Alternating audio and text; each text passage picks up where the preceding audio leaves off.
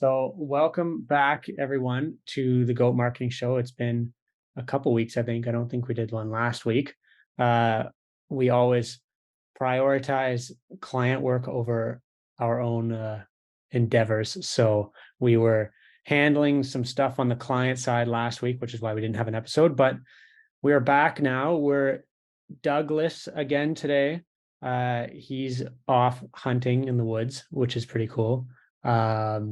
But we wanted to talk quickly about there was an executive order issued by the Biden administration a couple weeks ago about AI, and we just wanted to just briefly talk about that, provide an update, what that order was about, how that impacts AI generally, and then a bit of how that impacts it on the marketing side. So just a quick little synopsis of that. So the executive order came from Biden, and it was on the safety, security, and trustworthiness of artificial intelligence. So the goal being uh, just setting a foundation for establishing new standards for safety and security, protecting privacy, advancing equity, innovation, competition, advancement. They call it, I like the term for it, they call it a strategy for responsible innovation.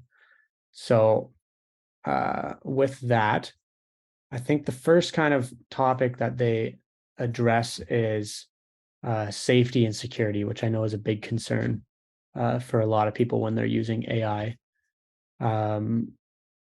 Yeah, I think the biggest change here is that they're going to require developers to share more results and be more public about how they're developing things, I think is the main thing. Yeah, it's kind of like when you're making car manufacturers have to give out a safety rating. It's like they're going to have all these developers, specifically ones that they think might pose some sort of threat to like national security or just users in general, are going to have to provide basically their crash test results and show that they got seatbelts and airbags. That's a good analogy. I like that. They also talk about in kind of in that realm as well as is the privacy concerns. I think that's a big one for a lot of people, and I hope that um, I think the main thing that I wanted to get out of this episode was just some peace of mind that people care about these things and people are doing something to uh, protect us in terms of AI. And I think this is a big concern is privacy. So the order definitely puts a big emphasis on privacy and the acknowledgement of AI's capability to process all this data and private information. So it's at the very least, it's peace of mind that people are doing things to protect our privacy in terms of AI. Yeah, because I mean that's one of the concerns that comes up, or at least came up a lot when AI was first getting out, even from our internal team or clients, was like, we're not sure if we can use it because we don't want to put information into it. And so kind of our safeguard for that was, okay, well, one, we're not going to put any proprietary information into it. The only information that the tool would get would be stuff that you would be able to find on a website typically anyway. But if we're doing things like, press releases or getting ready for big launches where there is proprietary information, like that's where you get into kind of more murky water. And this would help provide that peace of mind and then gives us another avenue to use the tool if we want to do it for stuff that does use proprietary information. Yeah, and if you look at the privacy policies on some of these tools like ChatGPT, they often say things like they don't store personal information, they don't store any information that you provide it. They use it for the context that you're asking, and then it's discarded. Um, but I mean, I don't think that this order really affects anything right now in terms of that. Like I still think that it's uh definitely keep up with your best practices of protecting your own information. This is more of just like leading into the next phase. Where do we go from here? So I think that that's something to keep an eye on as we go forward, and how that evolves in the near future. Another thing that they talk about is equity, which is an interesting one I mean, this is a rabbit hole that we could really dive down, but I will keep it surface level here.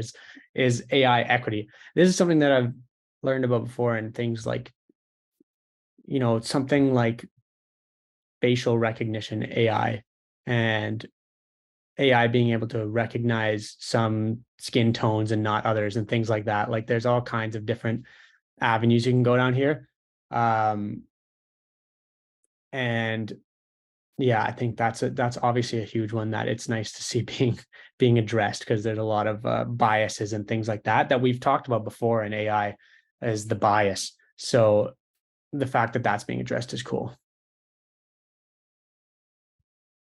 I don't really have anything to add on it. There's some really interesting parts of the actual release that talk about like fairness in criminal justice, and like if they're using AI in that route, like you already think about, that's a field where equity and fairness is in question like constantly, and when you add this layer to it, like it, I don't even know how to address that piece, but you can imagine some sort of, like, the thing they say here is algorithmic discrimination, and Mhm. like that's a whole other avenue that I don't even know where to begin to discuss that. Yeah, that's a big one. I don't think we'll talk about that on this show, but it's good to see it being addressed. The same, if we keep going down here, the same as, like, we've talked a lot about job displacement when we first started doing our AI series, and how, I guess, our big motto was, you're not going to be replaced by AI. And I think that this announcement kind of reaffirms that there's more action being taken to reduce job displacement, and more of a focus on training, and making sure that people are uh, being trained on how to use these tools, so that they're not being displaced, which is interesting because we've talked about that a lot.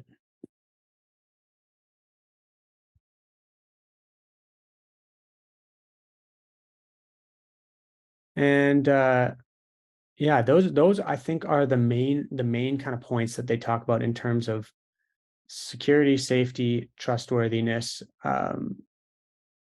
The implications of it are, I think the implications of it are yet to be determined, because it's one thing to talk about it, right? And it's another thing to go and do it.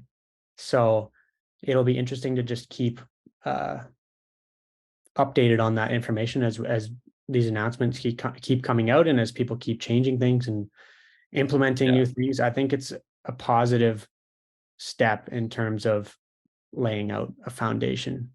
Yeah. And I think the executive order is more geared towards the tools themselves and the people creating the tools, and less those using them. I guess eventually it works towards like the ethical use of them if they're not like unethically made.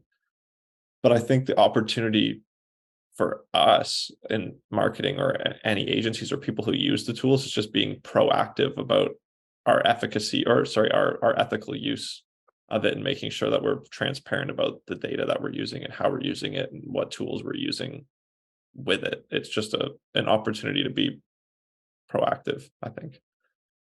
Yeah, I totally agree. That is definitely the marketing implication of that, is just using consumer data and client data and private information, and how we're doing that, and making sure that we're protecting everything, and that we're only using tools that are also protecting everything like that.